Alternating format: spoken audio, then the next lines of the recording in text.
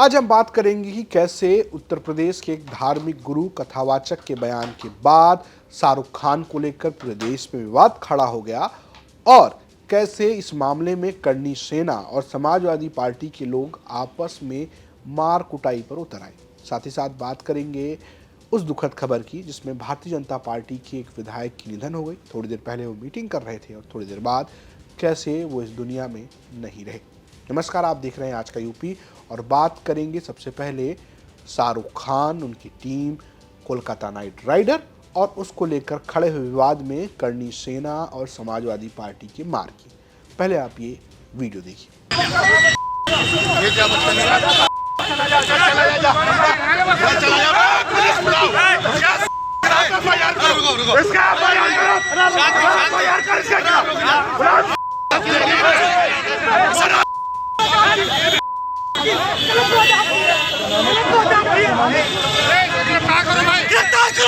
जो ये वीडियो देख रहे हैं वो करनी सेना और सपा के मुजफ्फरनगर के स्थानीय नेताओं के बीच की है और ये लड़ाई शाहरुख खान को लेकर हुई। लेकिन इस लड़ाई की शुरुआत होती है मुंबई से। मुंबई की एक कथा वाचन के दौरान धार्मिक गुरु देवकीनंदन ठाकुर ने एक बयान दिया और उन्होंने शाहरुख खान से बांग्लादेश गेंदबाज मुस्तफिजुर रहमान को हटाने की बात कही। देवकीनंदन ठाकुर ने बाद में मीडिया के सामने आए और उन्होंने कहा कि जब बांग्लादेश में हिंदुओं के ऊपर अत्याचार हो रहा है, हिंदू मारे जा रहे हैं, तब कैसे एक व्यक्ति, एक क्रिकेट टीम का मालिक जो है वो जाकर वहाँ पे पैसा देता है एक बांग्लादेशी गेंदबाज को। भारत में, सनातन के इस देश में ये बात बर्दाश्त नहीं की जाएगी। ये सब देवकीनंदन ठाकुर के। आप सुनिए। और उतने निर्मम हत्याओं को देखने के बाद भी कोई व्यक्ति इतना निर्दयी कैसे हो सकता है, जो कि एक टीम का मालिक भी अपने आप को कहता है, वो कैसे इतना निर्दयी हो सकता है कि उसी देश के क्रिकेटर को अपनी टीम में ले। देवकीनंदन ठाकुर बहुत भड़के हुए हैं। वो यही नहीं रुके, उन्होंने शाहरुख खान को लेकर ये भी कहा कि शाहरुख खान जो है वो कभी टीवी में एक्टिंग किया करते थे, 500 रुपये उन्हें दिहाड़ी मिला करती थी। वो आज देश के इतने बड़े कलाकार बने, इसमें हिंदुओं का बड़ा योगदान है। उनको ये सब नहीं करना चाहिए, वरना हम उन्हें सही स्थान दिखाएंगे। जिस देश ने आपको हीरो बनाया, स्टार बनाया, सुपरस्टार बनाया, जिस देश ने इतना सामर्थ्य दिया कि तुम एक क्रिकेट टीम, तुम थे क्या? तुम एक सीरियल में काम करते थे, छोटा सा काम, 500,000 रुपए पर डे पे काम करते थे। आज उस देश ने तुम्हें इतना प्यार दिया और तुमने सिर्फ एक तुम्हारे समुदाय ने नहीं दिया, हिंदू समाज ने भी बहुत ढेर सारा प्यार दिया। उसका फलस्वरूप क्या है? इस देश का ऋण कैसे चुकाओगे? ऐसे चुकाओगे? बांग्लादेशी क्रिकेटर को लाकर हमारी छाती पे खिलाकर, ये है तुम्हारा प्यार इस देश के लिए? तो हम यही कहेंगे केकेआर का मैनेजमेंट, उनके बॉस ये समझें और उस क्रिकेटर को बाहर करें। 9 करोड़ 20 लाख रुपया जो उस क्रिकेटर को दे रहे हैं, वो पैसा अगर जो बच्चे हिंदू वहां मारे जा रहे हैं, वही पैसा एज ए क्षमा, सॉरी फील करते हुए उनके रिश्तेदार अगर हिंदुस्तान में हैं तो उनके हिंदुस्तान में उन क्रिकेटर, उन हिंदू बच्चों को देने चाहिए, जिससे कम से कम ये पता लग सके कि हाँ, इनकी संवेदना हम हिंदुओं के साथ में है। देवकीनंदन ठाकुर आगे भी बढ़ते हैं और वे कहते हैं कि जो आईपीएल है वो विदेशी खिलाड़ियों के लिए नहीं है, बल्कि सनातनी खिलाड़ियों के लिए है, तो उसका सम्मान भी किया जाना चाहिए। अब मैं इनको दिखाऊंगा, तुम तो सिर्फ एक टीम के मालिक हो ना, वेट एंड वॉच। अब आपको दिखाऊंगा कि सनातन कहते किसको है। सनातनी सिर्फ माला ही करना नहीं जानते, सनातनी सिर्फ तिलक करना ही नहीं जानते।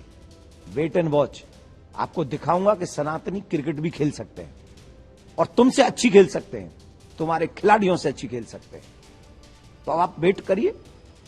मेरा तो निवेदन यह है कि राजी से मान जाएं और एक क्रिकेटर को निकाल के, अगर आप इस देश के द्वेष से, क्रोध से बच सकते हैं तो बचें, यही मेरी एडवाइस है। ये जो आपने बयान सुने, ये सारे बयानों से सारा विवाद शुरू हुआ। इस सब के बीच मुजफ्फरनगर में एक रैली के दौरान सरधना से भारतीय जनता पार्टी के पूर्व विधायक और खुद को हिंदूवादी फायर ब्रांड नेता कहने वाले संगीत सुम ने एक बयान दिया। उन्होंने कहा कि शाहरुख खान देश का गद्दार है। जब पाकिस्तानी खिलाड़ी नहीं खेल रहे हैं तो बांग्लादेशी कैसे खेल सकता है, जिस बांग्लादेश में हिंदुओं की हत्या की जा रही है। देश में भी गद्दारों की कमी नहीं है। जिस तरीके से देश में गद्दार काम कर रहे हैं, उनकी भी ध्यान रखने की जरूरत है। मैं साफ साफ कहता हूं, इसीलिए लोग कहते हैं कि कड़वा कहता है, लेकिन साफ बात तो कहनी पड़ेगी ना। अगर साफ बात नहीं कहेंगे तो गद्दार गद्दारी करते रहेंगे, इसी तरीके से देश को लूटते रहेंगे और दूसरे देशों को देते रहेंगे। मैं पूछना चाहता हूं कि आज बांग्लादेश में हिंदुओं का कत्लेआम किया जा रहा है, हिंदुओं को चुन चुन कर घर में घुस के कत्ल किया जा रहा है, बहन बेटियों का बलात्कार किया जा रहा है, देश के प्रधानमंत्री को गाली दी जा रही है, नरेंद्र मोदी को गाली दे रहे हैं, भारत के खिलाफ नारेबाजी कर रहे हैं,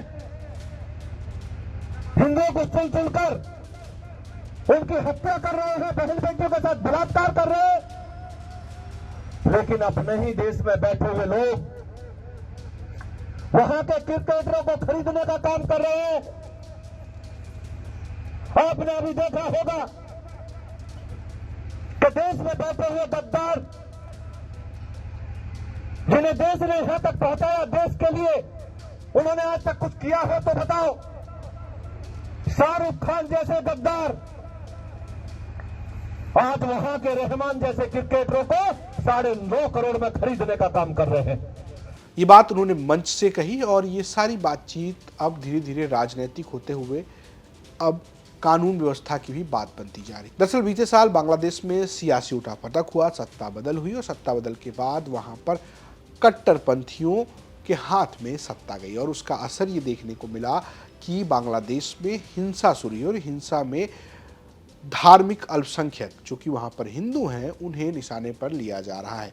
आरोप ये है कि कई हिंदू युवकों की हत्या की गई है और कई गंभीर खबरें आई। इसको लेकर भारत में भी अलग अलग किस्म के रिएक्शन देखने को मिल रहे हैं और विरोध आईपीएल में खेल रहे बांग्लादेशी खिलाड़ियों का भी हो रहा है। लेकिन जब केकेआर के को ओनर शाहरुख खान को इसको लेकर टारगेट किया जाने लगा तो समाजवादी पार्टी की तरफ से रिएक्शन आया। समाजवादी पार्टी के जिलाध्यक्ष जो मुजफ्फरनगर के हैं जिया चौधरी, उनसे जब ये पूछा गया कि ऐसा ऐसा बात संगीत सोम कह रहे हैं तो उन्होंने संगीत सोम को कहा कि वो मानसिक रूप से डिप्रेशन में हैं, उनको चर्चा में रहने की ज़रूरत है। फिर उन्होंने आगे बात बढ़ाते हुए सवाल किया कि ये बताइए कि अगर शाहरुख खान देशद्रोही हैं, गद्दार हैं, तो केकेआर टीम में को ओनर जूही चावला क्या वो भी देशद्रोही हैं? क्या उनके पति मेहता साहब वो भी देशद्रोही हैं? और यहाँ तक कि T20 का वर्ल्ड कप होने जा रहा है देश में और उसमें बांग्लादेश की टीम आ रही है, उसको आयोजित कराने वाले जय शाह क्या वो भी देशद्रोही हैं? ये सवाल उन्होंने पूछा। सुनिए। संगीत सोम को लेकर कहा है, क्या बयान दे रहा है संगीत सोम के लिए? संगीत सोम जो है वो बयानबाजी नेता है, राष्ट्रीय चैनलों पर बने रहने के लिए, और मुझे लगता है कि उनकी मानसिक स्थिति ठीक नहीं, चुनाव हार गए थे, डिप्रेशन में। जिस तरीके का वो बयान दे रहे हैं, वो अपने आप को फायर ब्रांड हिंदू नेता कहलवाते हैं। उन्होंने कहा कि शाहरुख खान देश का गद्दार है। हम शाहरुख खान के प्रवक्ता नहीं, लेकिन हम ये सवाल पूछना चाहते हैं कि केकेआर में जो शाहरुख खान की फ्रेंचाइजी है उसमें जूही चावला उनकी पार्टनर है, मेहता उनके पति पार्टनर है। भाई वो कौन सी कैटेगरी के गद्दार हैं? और हम सवाल उठाना चाहते हैं कि संगीत सोम को शायद जानकारी का अभाव है। गृह मंत्री अमित शाह के बेटे जय शाह आईसीसी के चेयरमैन हैं, उन्हीं के नेतृत्व में देख रेख में T20 वर्ल्ड कप हिंदुस्तान में आयोजित हो रहा है और बांग्लादेश की टीम उसमें खेल रही है। भाई संगीत सोम जी, बोल सको आप अमित शाह के बारे में कुछ, है हिम्मत? इस बयान के बाद मामला बिगड़ता चला गया। करणी सेना सामने आए और उन्होंने पहले धमकी दी कि इस मामले में इस तरीके की बातचीत नहीं करनी चाहिए, जिस तरीके से बांग्लादेश में हो रहा है भारत में ऐसा होने लगेगा, जो बहुसंख्यक समाज है उसको निशाने पर लिया जाएगा।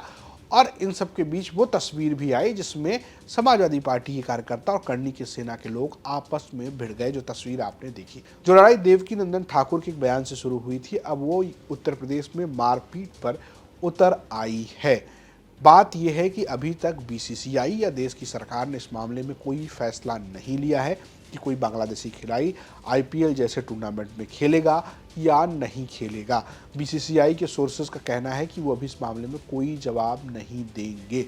कुल मिलाकर स्थिति ये है कि शाहरुख खान को लेकर एक किस्म का माहौल, एक किस्म का नैरेटिव बनता नजर आ रहा है और उन सब के बीच करनी सेना बनाम समाजवादी पार्टी की भी लड़ाई हो रही है। करनी सेना और सपा की लड़ाई पहली बार नहीं है, इससे पहले भी लड़ाई हुई है, चाहे वो रामजी लाल सुमन का मामला हो या इकरा हसन का मामला हो। करनी सेना लगातार सपा के नेताओं को टारगेट पर लेती रही है। फिलहाल अब ये देखना ही है कि इस मामले को लेकर जब बात लड़ाई झगड़े पर हो गई है तो क्या सपा के मुखिया की तरफ से भी कोई बयान आता है या नहीं। अब बात करते हैं दिन की दूसरी खबर की। बात करते हैं उस दुखद खबर की जिसको लेकर सपा और बीजेपी दोनों नेताओं ने शोक जताया है। मामला यूपी के बरेली का है। भाजपा विधायक श्याम बिहारी लाल एक मीटिंग में थे जिसमें पशुधन मंत्री धर्मपाल सिंह भी मौजूद थे। इस मीटिंग में श्याम बिहारी लाल के दिल में दर्द हुआ और वो वहां से उनको उठाकर हॉस्पिटल ले जाया गया, जहां उन्हें सीपीआर दिया गया, लेकिन ये सीपीआर काम नहीं आया और अब वो इस दुनिया में नहीं है। इसको लेकर मुख्यमंत्री योगी आदित्यनाथ ने लिखा, प्रभु श्री राम से प्रार्थना है कि दिवंगत पुण्यात्मा को अपने श्री चरणों में स्थान दें। प्रभु श्री राम शोक संतप्त परिवार को अथाह दुख सहने की शक्ति प्रदान करें। न सिर्फ योगी आदित्यनाथ ने बल्कि अखिलेश यादव ने भी इस पर पोस्ट किया। उन्होंने लिखा कि बरेली के फरीदपुर विधानसभा सीट से बीजेपी विधायक श्री श्याम बिहारी लाल जी का निधन अत्यंत दुखद। ईश्वर उनकी आत्मा को शांति दे। शोक संतप्त परिजनों के प्रति गहरी संवेदना, भावभीनी श्रद्धांजलि। फिलहाल इससे पहले आपको बता दें कि समाजवादी पार्टी के विधायक सुधाकर सिंह का निधन हुआ और घोसी में उपचुनाव हो रहे हैं और अब एक और सीट पर विधायक का निधन हो गया है। फिलहाल ये था आज का यूपी। देखते यूपी तक। नमस्कार।